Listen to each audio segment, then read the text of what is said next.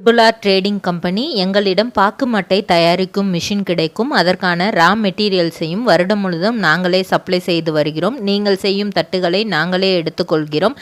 அதற்கான லோன் வசதியும் செய்து தருகிறோம். இன்னைக்கு நம்ம பார்க்க போற செலிபிரிட்டி ஜீ தமிழ்ல டெலிகாஸ்ட் ஆகுற நினைத்தாலே இனிக்கும் சீரியலோட ஹீரோயின் பொம்மிய பத்தி தான். இவங்களை பத்தின ஃபுல் டீடைல்ஸ் தெரிஞ்சுக்கிறதுக்கு முன்னாடி சேனலை சப்ஸ்கிரைப் பண்ணாதவங்க மறக்காம சப்ஸ்கிரைப் பண்ணிக்கோங்க. அப்பதான் நாங்க போடுற வீடியோஸ் உங்களுக்கு நோட்டிபிகேஷனா வரும். வாங்க வீடியோக்குள்ள போலாம். இவங்களோட உண்மையான பெயர் ஸ்வாதி சர்மா. இவங்க 1995ஆம் ஆண்டு மே மாதம் 13ஆம் தேதி பெங்களூர் கர்நாடகால பிறந்திருக்கிறாங்க. இவங்களுக்கு ஒரு சிஸ்டரும் இருக்காங்க அனன்யான்ட்டு. கிட்டத்தட்ட நினைத்தாலே இனிக்கும் சீரியல் 2021ல வந்து ஆகஸ்ட் மாதத்துல வந்துச்சு. இப்போ 2025 ஆகஸ்ட் ஆயிடுச்சு. இன்னுமே அந்த சீரியல் ரொம்ப சக்சஸ்ஃபுல்லா டெலிகாஸ்ட் ஆயிட்டு இருக்கு. 4 இயர்ஸா வந்து சக்சஸ்ஃபுல்லா டெலிகாஸ்ட் ஆயிருக்கு. இதுதான் இவங்களுக்கு ஃபர்ஸ்ட் தமிழ் சீரியல். இதுக்கு முன்னாடி இவங்க சீரியல்ல நடிச்சிருக்காங்களா, இதுதான் இவங்களோட என்ட்ரியா அப்படின்னு பார்த்தா அது இல்ல. இவங்க தன்னோட பள்ளி படிப்பை வந்து சென்ட் கிளாஸ் ஸ்கூல் அப்படிங்கிற ஒரு ஸ்கூல்லையும் சிஸ்டர் நிவேதிதா ஹை ஸ்கூல்லையும் படிச்சு முடிச்சிருக்காங்க. அதுக்கப்புறம் மகாராணி ஆர்ட்ஸ் அண்ட் சயின்ஸ் காலேஜ்ல பிகாம் முடிச்சிருக்காங்க. இவங்களுக்கு டான்ஸ் அப்படின்னா ரொம்பவே பிடிக்குமா. ஆக்டிங் வந்து அவங்களோட பேஷனா இருந்திருக்கு. ஸோ வந்து காலேஜ் கல்ச்சுரல்ஸ்ல நிறைய கலந்துட்டு இருக்காங்க. அதுக்கு முன்னாடி ஸ்கூல்ஸ்லயுமே சின்ன சின்ன இதுல கலந்துட்டு இருக்காங்க.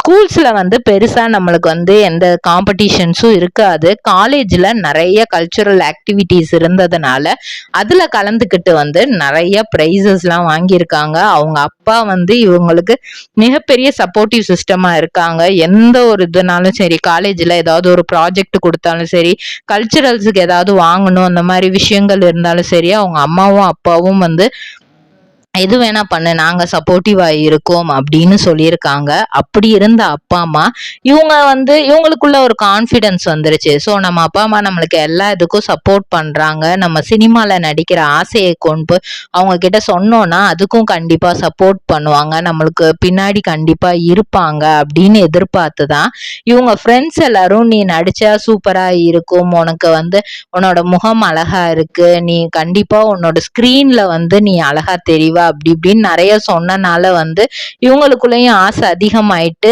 ஒரு கான்பிடன்ஸோட போய் அப்பா அம்மா கிட்ட பேச போறாங்க. ஆனா இவங்களுக்கு ஏமாற்றம் தான் கிடைக்குது. அவங்க அம்மா வந்து ஃபர்ஸ்ட் இத வந்து ஒரு இதாவே எடுத்துக்கல. ஆனா அவங்க அப்பா வந்து பயங்கரமா கோவப்படுறாரு. இதுக்காக தான் உன்னை படிக்க வச்சோம், இதுக்காக தான் செல்லம் கொடுக்க கூடாது அப்படின்னு சொல்லிட்டு நிறைய திட்டுறாங்க. அவங்களுக்கே புரியலையா நம்ம அப்பாவா நம்ம கிட்ட இந்த மாதிரி பேசுறாங்க அப்படின்னு சொல்லிட்டு ரொம்பவே அப்செட் ஆயிட்டாங்களாம். அவங்க அம்மா ஃபர்ஸ்ட் எதுவுமே பேசலையா. அதுக்கப்புறம் உங்க அம்மா வந்து நீ உன் விருப்பத்துக்கு நீ முடிவு பண்ணிருக்க, ஓகே நீ இது பண்ண, ஆனா சினிமானா எங்களுக்குலாம் என்னன்னே தெரியாது, நீ அதுல நடிக்க போறேன்னு சொல்ற, எவ்வளவோ பேர் சினிமாவை பத்தி நிறைய தப்பாலாம் சொல்லியிருக்கிறாங்க. அப்படி இருக்கும்போது உன்னை எப்படி நாங்க நடிக்கிறதுக்கு ஒத்துக்குவோம், நீ தான் வந்து நல்லா படிக்கிறல்ல, இதை படிச்சு முடிச்சுட்டு ஒண்ணு மேற்படிப்பு படி, இல்லைன்னா அதுக்கான வேலைகளை தேடிப்போ அப்படிங்கிற மாதிரி சொல்லியிருக்காங்க. நானும் அப்பாவும் கஷ்டப்பட்டு படிக்க வச்சது இதுக்கு தானா அப்படின்ற மாதிரி நிறைய விஷயங்கள் இது நம்ம எல்லார் வீட்லயுமே நடக்கக்கூடிய விஷயம்தான். நம்மளோட ஆசையை நம்ம சொன்னாலும் கூட அவங்களுடைய பயத்தை வந்து அவங்க நம்மளுக்கு அட்வைஸா நம்மளுக்கு எப்பவுமே சொல்லியிருப்பாங்க பேரண்ட்ஸ்.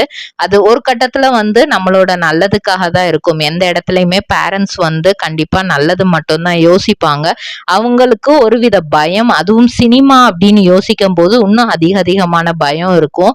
அந்த பயத்தை தான் வந்து அவங்க அப்பா வந்து நிறைய இடத்துல இது பண்ணாராம். இருந்தாலும் கூட இவங்களுக்கு இல்லப்பா நம்ம ஊர்லயே நான் வந்து நிறைய ட்ரை பண்றேன், எனக்கு ஒரு டைம் சான்ஸ் கொடுங்க, நான் அதுல ஒழுங்கா பெர்ஃபார்ம் பண்ணல, எனக்கு சான்ஸ் கிடைக்கல அப்படின்னா நான் அதுக்கப்புறம் வேலைக்கெல்லாம் போறேன், நீங்க சொல்ற மாதிரியே இருக்கிறேன், ஒரு சான்ஸ் கொடுங்க, அதுவே என்னோட லாஸ்ட் சான்ஸா இருக்கிற மாதிரி இருக்கட்டும் அப்படிங்கிற மாதிரி சொல்றாங்க ஸ்வாதி.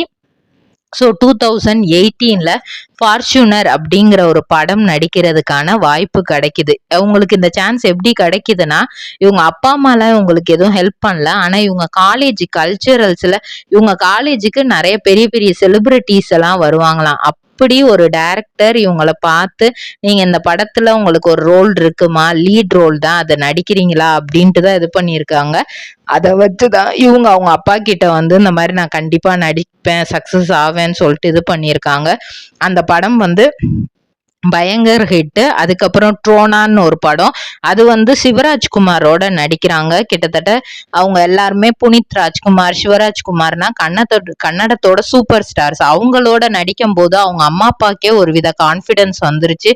ஓகே, நம்ம பொண்ணு அவங்க சொன்ன மாதிரியே ஒரு பெரிய லெவலுக்கு நடிக்குது, நல்ல ஒரு திறமை இருக்கு அப்படிங்கறதுனால அடுத்தடுத்து அவங்க அப்பா அம்மாவே ஓகே அப்படின்னு சொல்லிட்டு இன்னும் அடுத்தடுத்து வர்ற வாய்ப்புகள்ல நீ பெஸ்டா பண்ணு அப்படிங்கிறாங்க. அதுக்கப்புறம் கன்னடத்திலேயே வந்து ஒந்து கண்டியா கதே அப்படிங்கிற ஒரு படத்துல வாய்ப்பு கிடைக்குது.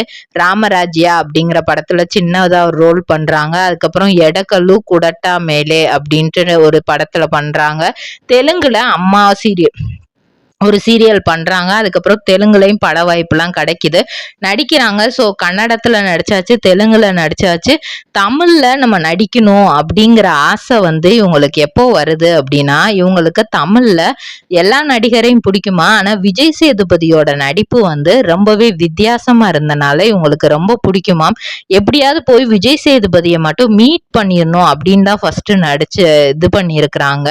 அதே மாதிரி இவங்களுக்கு வந்து அவரை பார்த்து பேசும்போது நம்ம எப்படியாவது தமிழ்ல பேசிடணும் அப்படிங்கிற ஒரு இது இருந்துதான். ஜி தமிழுக்குள்ள உள்ள வந்து 2021ல நினைத்தாலே இனிக்கும் நடிச்சிட்டு இருக்கும் போதே 2022ல சூப்பர் குவீன், அந்த ஸ்டார்டிங்லேயே சூப்பர் குவீன் ஒரு ஷோ வருது.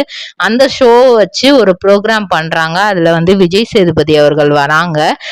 இவங்கனால வந்து அவங்க கிட்ட வந்து இவங்க நினைச்சது வந்து தமிழ்ல பேசணும்னு, ஆனா அவங்களால அப்போ தமிழ் சரியா தெரியாதனால வந்து பேச முடியலையா.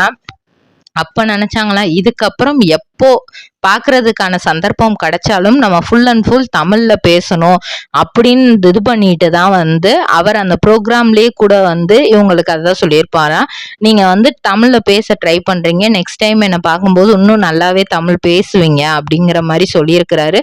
இவங்களும் அதுக்காகவே நம்ம நல்லா தமிழ் பேசணும் அப்படின்னு சொல்லிட்டு இது பண்ணிட்டு இப்போ ஜி குடும்ப விருதுகள்ல அவர் கையால தான் வந்து இவங்க வர்சடைல் ஆக்ட்ரஸ் ஃபீமேல் வந்து இவங்க வாங்கியிருப்பாங்க. அப்போ வந்து ஃபுல் அண்ட் ஃபுல் தமிழ்ல வந்து இவங்க நிறைய விஷயங்கள் வந்து பேசியிருப்பாங்க. அப்போதான் இவங்க அதெல்லாம் சொல்லியிருப்பாங்க, எனக்கு உங்களை பார்க்கும்போது தமிழ்ல பேச ஆசை இதெல்லாம் இருந்தது அப்படின்னு சொல்லிட்டு. பொதுவா ஹீரோயின்ஸ் அப்படின்னாலே மேக்கப் போடுவாங்களா, இவங்களுக்கும் மேக்கப் போடுறது பிடிக்குமா, ஆனா வந்து சீக்கிரமே ஸ்கின் எல்லாம் இதாயிடும் அப்படிங்கிறதுக்காக மேக்கப்பை ரிமூவ் பண்ண உடனே ஃபேஸுக்கு வந்து கடலை மாவு போட்டு அப்ளை பண்ணி அவங்களோட ஸ்கின் கேரை வந்து இது பண்ணிக்கிருவாங்களாம். இவங்களுக்குன்னு பெருசா வந்து லவ் அந்த மாதிரிலாம் எதுவுமே கிடையாது. ஸ்கூல் டேஸ்ல இருந்து இப்போ வரைக்குமே சிங்கிளா இருக்கிறதுக்கு தான் எனக்கு பிடிக்கும், எனக்கு எங்க அப்பா அம்மாக்கு எப்படி இருக்க பிடிக்குதோ அது மாதிரி இருக்கதான் பிடிக்கும். என்னோட ஃப்ரெண்ட்ஸ், நான் என்னோட டைமை யார் கூட ஸ்பெண்ட் பண்ணுவேன் அப்படின்னா என்னோட க்ளோஸ் ஃப்ரெண்டான அஸ்வினி, சிந்து, அர்ஷியா இவங்களோட தான் நான் வந்து மேக்சிமம் டைமை நான் ஸ்பெண்ட் பண்ணுவேன். அதுக்கப்புறம் இப்போ சீரியல்ஸ்ல எனக்கு கிடைச்சிருக்க ஃப்ரெண்ட்ஸோட தான் நான் டைம் ஸ்பெண்ட் பண்ணுவேன். இப்போ ஒரு இன்டர்வியூல கேட்டிருப்பாங்க, உங்களோட பயோபிக் எடுத்தா நீங்க அதுக்கு என்ன பேர் வைக்கலாம்னு நினைக்கிறீங்க அப்படிங்கும்போது ரொம்ப சிம்பிளா அவங்க சொல்லியிருப்பாங்க, பெங்களூர் பொண்ணு இன் சென்னை அப்படின்னு சொல்லிட்டு. ஏன்னா வந்து தமிழ்ல வந்து ஒரு ஆக்டரை பார்க்கணுங்கிறதுக்காக தமிழ்ல நடிக்கணும்னு நினைச்ச பொண்ணுதான் சுவாதி அவர்கள். ஆனா இப்போ இந்த சீரியல் கிட்டத்தட்ட 4 இயர்ஸா அவங்களுக்கு வந்து இன்னும் நல்லாவே போயிட்டு இருக்கு. பொம்மி அப்படிங்கிற ரோல் ஆரம்பிச்சு அதுக்கப்புறம் வந்து அந்த பொம்மி வந்து இறந்துட்டு இப்போ அவங்க வந்து அதே சீரியல்ல வந்து பேயாவும் இன்னொரு கேரக்டர் அதே அவங்களே டியூவல் ரோல் பண்ற மாதிரியும் நிறைய கதைகள் வித்தியாசமா போயிட்டு இருக்கு. ஃபர்ஸ்ட் ஒரு ஸ்வீட் கடையை வச்சு ஆரம்பிப்பாங்க, அந்த கதை வந்து இப்போ வந்து எப்படியோ போயிட்டு இருக்கு. ஆனாலும் மக்கள் இன்னும் இந்த கதையை வந்து நல்லா விரும்பி பார்த்துட்டு தான் இருக்காங்க. ஸ்வாதிக்கு நாளுக்கு நாள் ரசிகர்கள் அதிகமாயிக்கிட்டே தான் போறாங்க. இவங்க நெக்ஸ்ட் எந்த சீரியல்ல நடிக்க போறாங்க, எந்த மாதிரியான சீரியல்ல இவங்களுக்கு வாய்ப்பு கிடைக்க போகுது அப்படின்ற நிறைய எதிர்பார்ப்புகள் மக்கள் கிட்டயும் இருக்கு. இவங்களுக்கும் ஒரு கஷ்டமான சூழ்நிலை ஏற்பட்டிருக்கு. அவங்க வந்து 3 விதமான இண்டஸ்ட்ரியில நடிச்சிருக்காங்க. அதுல ஒரு இண்டஸ்ட்ரியில வந்து ஒரு டைரக்டரை வந்து கன்னட இண்டஸ்ட்ரியில தான் வந்து அவங்க நிறைய இது பண்ணியிருக்கிறாங்க. அவங்க கன்னட இண்டஸ்ட்ரியில நடிக்கும் போதே இந்த மாதிரி ஒரு இன்சிடென்ட் அவங்களுக்கு நடந்திருக்கு. அவங்க அம்மா முன்னாடியே வந்து இந்த மாதிரியான தப்பான கேள்விகள் வந்து டைரக்டர் வந்து அட்ஜஸ்ட்மெண்ட் இந்த மாதிரியான வார்த்தைகள்லாம் பேசினது அவங்க அம்மாவுக்கு இன்னும் பயத்தை தான் ஏற்படுத்தி இருக்கு. நான் இதை தானே முன்னாடியே சொன்னேன் அப்படின்ட்டு அவங்க அம்மா வந்து ஸ்வாதிக்கு நிறைய அட்வைஸ் பண்ணியிருக்காங்க. ஆனா அவங்க அப்பா வந்து இல்ல, அது எல்லாமே சரியாயிடும், அவ ஃபேஸ் பண்ணிக்குவா, பொண்ணு பாத்துக்குவா, அப்படி அவளுக்கு ஒரு தைரியத்தை ஒரு எனி டைம் கொடுத்துட்டே இருந்திருக்கிறாரு. ஃபர்ஸ்ட் வேண்டான்னு சொன்னாலும் அதுக்கப்புறம் நிறைய தைரியப்படுத்தினது அவங்க அப்பா தானே. இன்னைக்கு வரைக்கும் 2 பேரும் சப்போர்ட்டிவா தான் இருக்கிறாங்க. இதே மாதிரி பல செலிபிரிட்டிஸோட பயோகிராஃபி தெரிஞ்சுக்கிற சேனலை மறக்காம சப்ஸ்கிரைப் பண்ணிக்கோங்க.